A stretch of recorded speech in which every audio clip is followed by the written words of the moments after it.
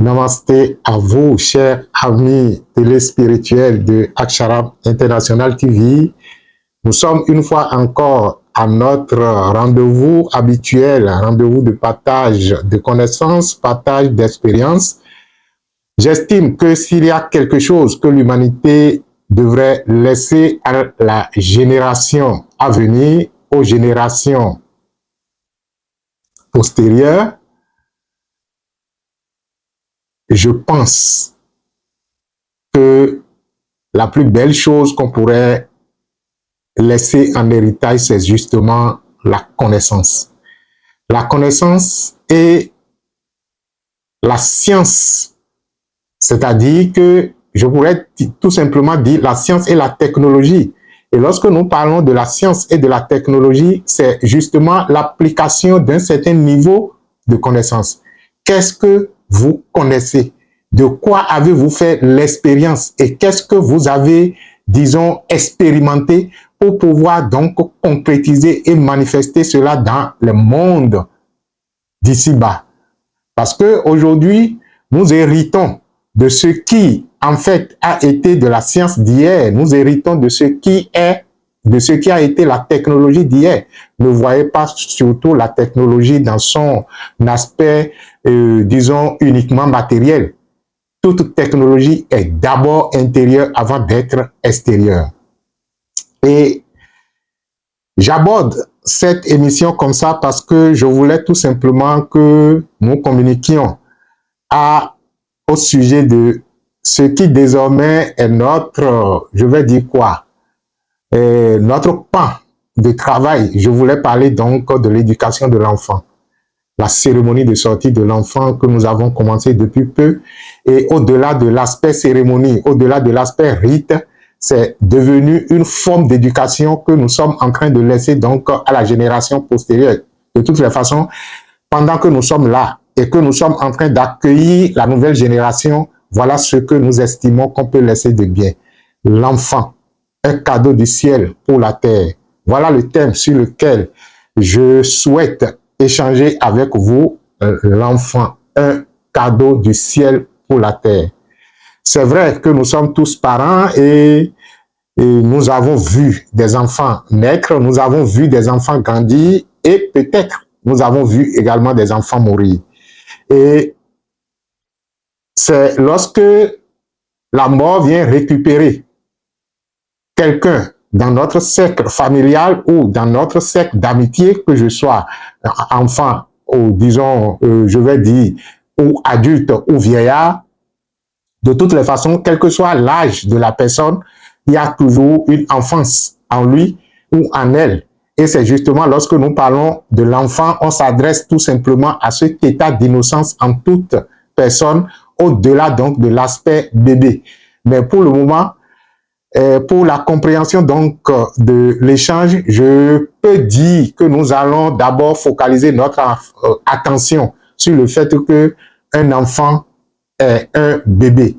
Mais rappelez-vous que lorsque nous parlons de cérémonie de sortie de l'enfant, potentiellement le rite est dédié aux enfants, mais c'est également dédié aux adultes. Et la prochaine cérémonie de sortie de l'enfant à Aksharam Bénin, c'est justement donc le dimanche, ça doit faire combien? Le dimanche 27 octobre. De toute façon, le dernier dimanche du mois d'octobre, nous sommes en train de courir vers ce dimanche-là. Et c'est pourquoi il me plaît encore de faire cette, disons, cette communication avec vous pour faire ressortir encore les valeurs de l'enfant. Enfant, un cadeau du ciel pour la terre. Et si vous nous prêtez votre attention, vous allez désormais commencer par développer une autre perception au sujet de l'enfant. C'est vrai que lorsqu'on n'en a pas, on cherche. Mais généralement, lorsqu'on en a, on oublie tout de suite ce que cela représente. Et c'est pourquoi je voulais attirer notre attention sur le fait qu'un enfant est un cadeau du ciel pour la terre. Non seulement un cadeau du ciel pour la famille, mais il est et demeure toujours un cadeau du ciel pour la terre. Parce que, rappelez-vous, nous avons toujours dit que la naissance d'un enfant est un événement cosmique rendu matériel. Et si la naissance d'un enfant est un événement cosmique rendu matériel, là, le caractère cosmique de l'événement avant d'être matériel ne peut pas être circonscrit tout simplement dans la dimension uniquement de votre famille, dans la dimension uniquement de votre village, dans la dimension uniquement donc de votre pays. Il est un enfant de la terre. Il est un cadeau du ciel pour la terre. Et lorsque nous parlons du cadeau, en fait, lorsqu'on dit qu'un enfant est un cadeau du ciel pour la terre, nous allons d'abord prendre les expressions ou bien les mots pour voir ce que cela représente pour nous. Lorsqu'on dit un cadeau qui vous est offert, tout de suite, ça dénote de quoi? Cela dénote du fait que c'est une offrande, c'est un don, c'est-à-dire que quelque chose qui est venu à vous sans un effort de votre part. Lorsqu'on dit « il m'a offert un cadeau », cela veut dire tout simplement que ce n'est pas de votre effort que vous avez mérité cela. C'est vrai qu'aujourd'hui, tout ce qui est fait en termes d'offrande, en termes de dons et tout le reste est intéressé. Et c'est parce que tel m'a fait ci, que je dois lui faire ça, ainsi de suite. Ça, nous sommes en train de dénaturer le caractère de ce qu'on appelle cadeau. Et même si, entre-temps, vous aviez fait quelque chose à la personne qui mérite de recevoir un cadeau à partir du moment où vous ne l'avez pas acheté et la personne vous a offert, vous devez toujours accueillir cela comme étant un don, une offrande, un cadeau, c'est-à-dire que quelque chose qu'on vous a donné sans que cela ne suscite de votre part un effort au préalable. Donc, vous n'avez pas travaillé pour l'avoir, vous n'avez pas fait quelque chose qui mérite nécessairement de l'avoir et on vous l'a donné. Donc, c'est vrai qu'on dira oui. Pourquoi vous dites qu'un enfant est un cadeau? Le papa est monté sur la maman et ils ont fait quelque chose pour finalement donc semer cela et tout le reste. Et les nombreuses fois où vous le faites et ça ne donne absolument rien. C'est vrai que des gens vont dire oui, nous, on n'a même pas désiré et quand c'est venu. Et ça, c'est la mauvaise façon donc de le faire. Si vous n'êtes pas suffisamment prêt pour faire un enfant, il ne faut pas en faire. Retardez-le le plus que possible. Et c'est quand vous êtes prêt que vous en faites la demande au ciel et le ciel vous offre cela. Parce que lorsque un enfant vient au monde, c'est vrai que la qualité des parents, je voulais parler donc de la qualité spirituelle, je voulais dire la nature spirituelle des parents détermine les enfants qui vont s'incarner à travers eux. Et si un enfant s'incarne à travers vous dans une perspective assez élevée, c'est un cadeau du ciel. Je ne dis pas que les autres enfants qui sont faits dans certaines conditions que d'une certaine façon ou d'une autre, du point de vue spirituel, on dirait qu'ils n'ont pas pris toutes les dispositions nécessaires, ne sont pas des cadeaux du ciel. Mais le plus grave, ce serait que une âme qui n'a jamais goûté à la lumière s'incarne à travers vous. C'est très, très, très difficile et très dangereux de s'occuper de l'éducation donc d'une telle âme. C'est pourquoi ça, c'est un détour que je suis en train de faire. C'est pourquoi il est important pour nous, en tant que vivants, de travailler à ce que toute personne désincarnée puisse rejoindre la région de la lumière avant de s'incarner. Il arrive, et dans beaucoup de cas, que des gens, compte tenu donc de leur état de conscience, compte tenu de ce qu'ils ont cultivé de par le passé sur cette terre avant de se désincarnent et reste flottant dans les régions du bas monde, du bas astral, sans jamais goûter à la lumière et se réincarne. Et c'est des enfants très, très, très difficiles à éduquer parce que ils n'ont même pas fait le bilan véritable de leur parcours terrestre pour pouvoir donc choisir une nouvelle perspective en termes d'élévation spirituelle avant de s'incarner. Pour la plupart des cas, ces enfants naissent de façon brute avec les agrégats d'énergie avec lesquels ils ont travaillé dans cette incarnation sans aucun souci de perfectionnement donc de ces agrégats. Or, un enfant, bon, je voudrais dire tout simplement quelqu'un qui est parti de ce monde et qui, naturellement, a traversé ces régions pour se retrouver dans la région de lumière, arrive donc avec une nouvelle perspective. Il vient dans la perspective donc de faire l'expérience de la lumière. Vous voyez, cela change tout. Ce à quoi il a goûté de l'autre côté le tente. Et il dit, ok, d'accord, je retourne sur terre et c'est dans la perspective donc de l'expérimentation de l'amour de l'expérimentation du pardon, de l'expérimentation de la vérité, de l'expérimentation donc de l'abondance, de la richesse, de la paix, de la joie, toutes ces qualités que nous reconnaissons naturellement de notre nature intrinsèque. Ça, c'est une parenthèse. Ok, on revient à enfant, cadeau, offrande, don. Donc, lorsque un enfant se retrouve devant moi comme ça, et que, quel que soit ce qui s'est passé, et quel que soit ce qui ne s'est pas passé, je me retrouve en face d'un enfant, je dois le contempler comme étant un cadeau du ciel, c'est-à-dire une offrande qui est venue du ciel. Et lorsque nous parlons du ciel, on dira également des cieux. Mais lorsque nous parlons du ciel, nous parlons donc du ciel au-delà des cieux. Nous reconnaissons dans la cosmogonie spirituelle des mondes qu'il n'y a pas qu'un seul ciel. Mais lorsque nous disons qu'il n'y a pas qu'un seul ciel, et on parle donc des cieux en termes donc des cieux ou par exemple du plan astral, du plan causal, du plan mental et tout le reste, le véritable ciel se trouve au-delà des cieux et c'est la demeure véritable de notre Père où nous habitons, où nous sommes en tant que l'image et ressemblance de Dieu. Ceux qui, naturellement, ont suivi des cours chez nous comprennent qu'il y a la subdivision septenaire donc des cieux ou du ciel qui, en fait diviser. La terre aussi est un ciel. On en viendra. Et lorsque je parle donc des cieux ou du ciel, pensez alors qu'il s'agit donc du monde du pur esprit dans lequel nous sommes à l'image et à la ressemblance de Dieu. Et toute incarnation, tout bébé qui naît est la représentation donc de ce ciel sur la terre. C'est vrai qu'il dispose des autres couches pouvant être opérationnelles dans les autres, dans les cieux, comme le plan astral, le plan mental et tout le reste, parce qu'il réfléchit aussi. Les pensées et la réflexion se passent dans un ciel. Les émotions et les sentiments se passent dans un ciel. Comme les actions que nous posons sur la terre se passent également dans un ciel. Et c'est justement pour le besoin de compréhension que nous disons un enfant, un cadeau du ciel pour la terre. Alors, donc, nous avons compris ce que c'est que le cadeau. Nous avons compris de quel ciel nous sommes en train de parler et alors, nous sommes en train de parler de quelle terre. Avant d'en arriver là, il faudrait d'abord que nous parcourions le concept de nouveau-né. Parce que je disais à l'entame que l'enfant est une donnée intemporelle qui se retrouve en nous et qui en fait rappelle l'image et ressemblance de Dieu que nous sommes.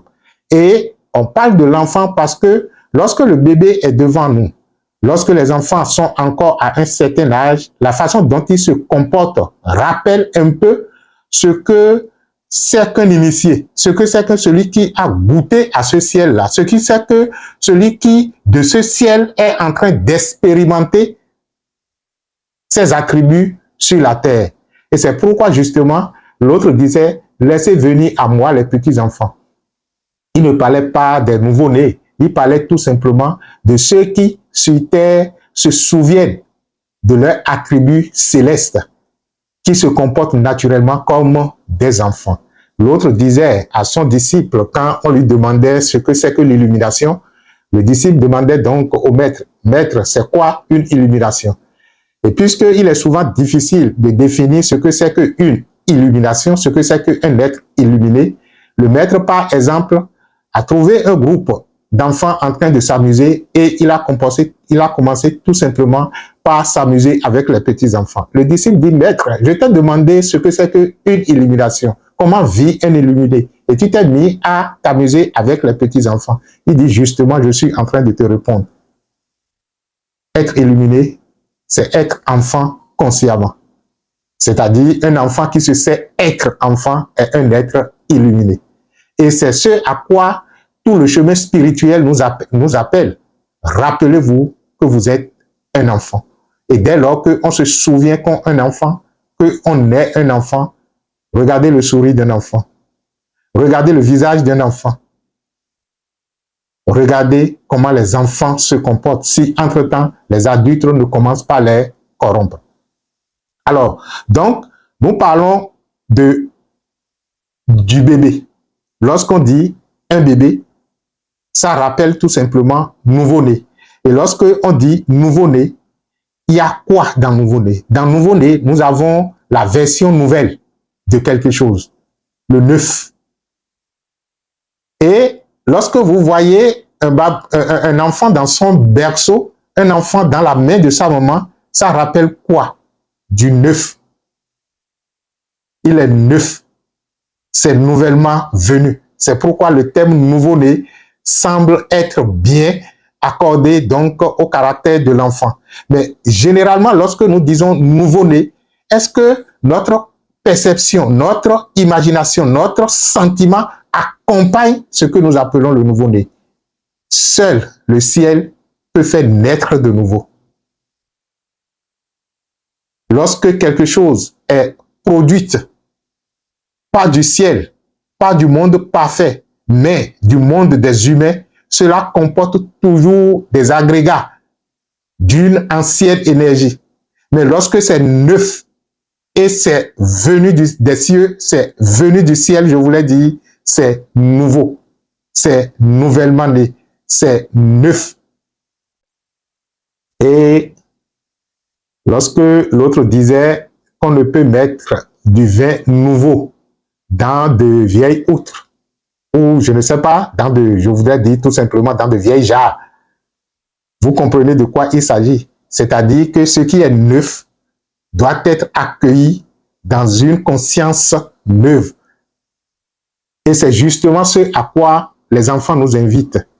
Je voudrais tout simplement partager avec vos parents que quel que soit ce qu'il y a et quel que soit ce qu'il n'y a pas, lorsque un enfant vient dans le cercle familial, essayez donc de faire abstraction de tout et de cultiver la nouvelle conscience dans laquelle vous devez accueillir cet enfant. Un enfant est neuf. Cela veut dire qu'il ne faut pas mettre ce qui est nouveau dans de vieilles jarres.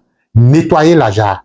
Et c'est pourquoi même dans certaines traditions, lorsque un enfant vient dans la famille, à cause de cet enfant, on peut pardonner. À cause de cet enfant, on peut faire, disons, abstraction des vieilles querelles.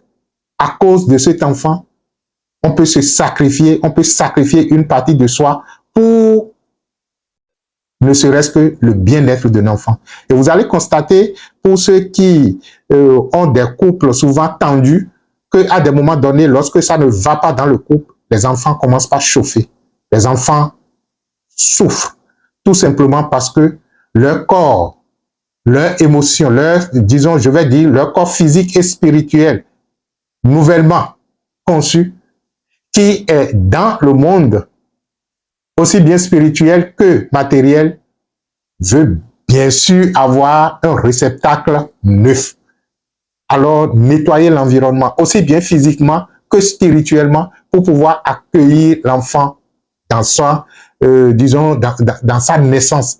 Parce que c'est vrai qu'on dira que c'est une âme qui a vécu sur terre et qui a son lot de karma. Mais la décision de s'incarner, c'est vrai, détermine, disons, ce qu'on pourrait appeler la mission d'incarnation en fonction du potentiel karmique du passé. Mais l'enfant venant du ciel, vous comprenez déjà de quel ciel je suis en train de parler, donc venant de sa perfection et de sa pure divinité, ne perçoit jamais le karma comme étant une limitation. Il voit le karma comme un potentiel pouvant lui permettre donc d'accomplir la part de la divinité dont il est conscient et qu'il décide donc d'accomplir sur cette terre.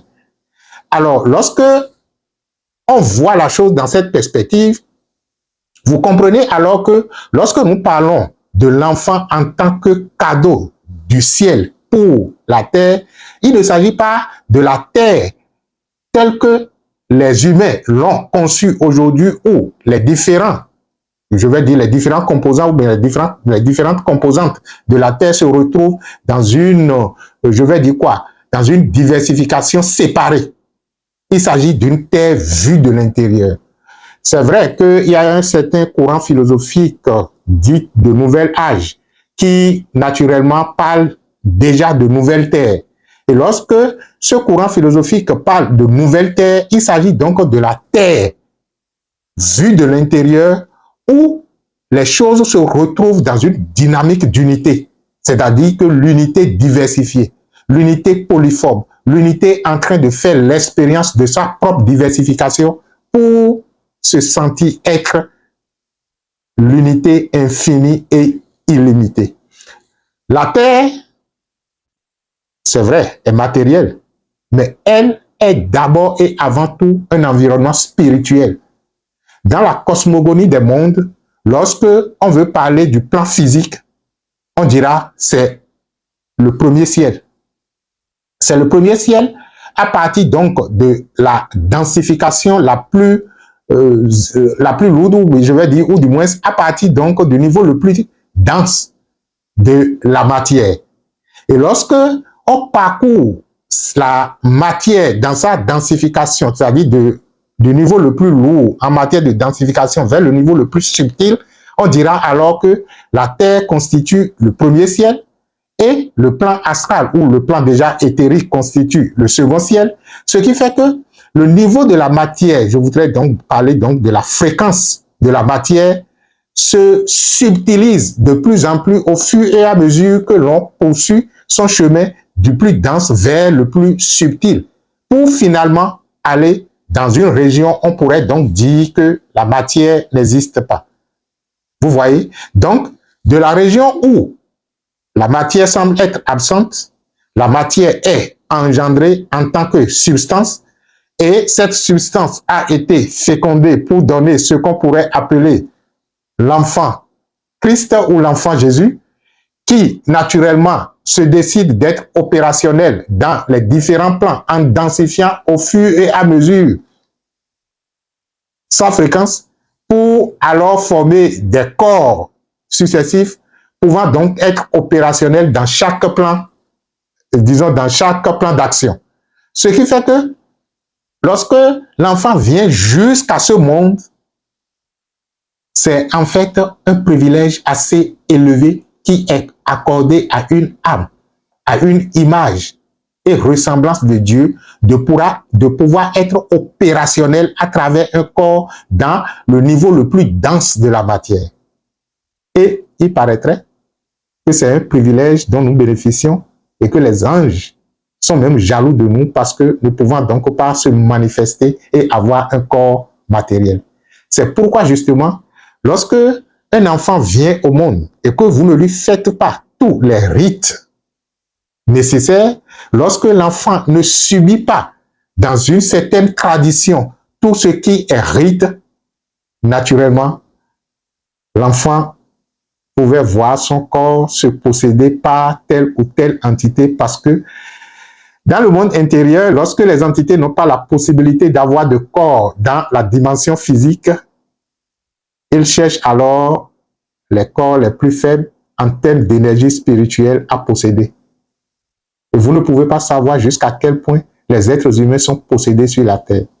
Bon, d'une certaine façon ou d'une autre, vous devez être possédé par quelque chose. Mais il vaut mieux se laisser posséder par l'Esprit Saint, si on pouvait le dire comme ça, que de se laisser posséder par des entités du bas astral qui, naturellement, vous orientent dans une certaine direction qui, naturellement, ne contribue pas à votre épanouissement. Peut-être que vous pensez que cela contribue à votre épanouissement, mais ça ne contribue pas à votre éveil spirituel.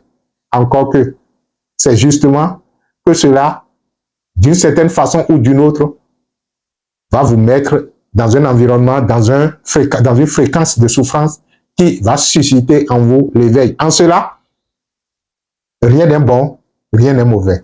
Mais lorsque nous avons la chance d'une incarnation, il vaut mieux faire le meilleur que l'on peut faire pour pouvoir donc s'éveiller à sa propre dimension spirituelle et faire valoir cette dimension dans ce monde pour pouvoir donc le faire valoir également dans le monde supérieur. L'enfant, un cadeau du ciel pour la terre. Lorsque nous avons un enfant devant nous, nous devons le considérer comme étant un cadeau qui est directement venu des cieux. C'est vrai, nous avons fourni un patrimoine génétique pour pouvoir donc concevoir le corps de l'enfant, mais si ce corps n'est pas habité par la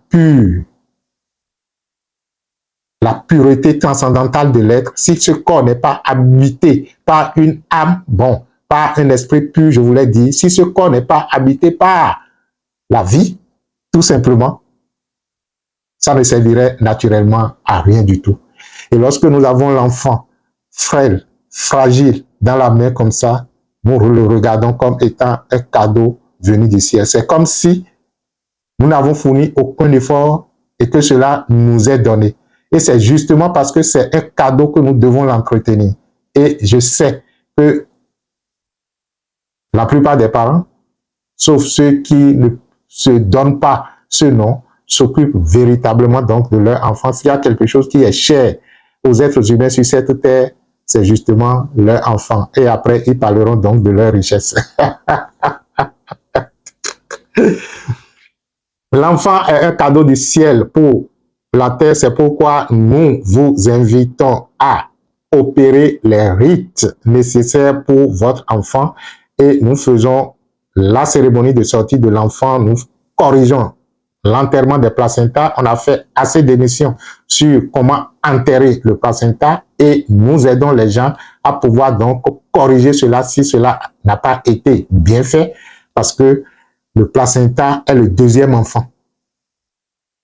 Et il faut s'occuper du deuxième enfant. Si vous ne vous occupez pas véritablement du deuxième enfant, le premier, qui est le bébé que vous avez dans votre main, n'aura pas une vie paisible.